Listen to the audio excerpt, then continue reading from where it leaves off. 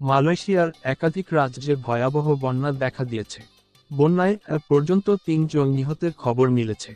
এছাড়া ৮০,০০০-এর বেশি মানুষকে নিরাপদে সরিয়ে নেওয়া হয়েছে।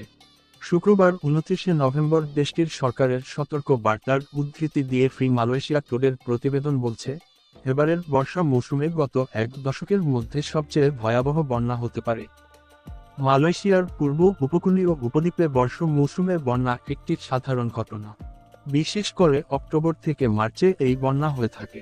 তবে চলতি সপ্তাহের ভারী বৃষ্টির কারণে বহু মানুষকে ওই অঞ্চল থেকে সরিয়ে নেওয়া হয়েছে।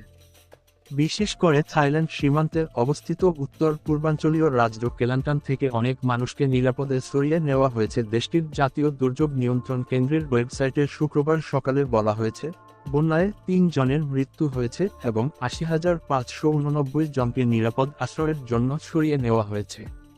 তাদের জন্য ৭ রাজ্যে ৪৬৭টি অস্থায়ী আশ্রয়কেন্দ্র খোলা হয়েছে। সবচেয়ে বেশি ক্ষতিগ্রস্ত রাজ্যের মধ্যে রয়েছে কেলান্টান এবং তেরেঙ্গানা।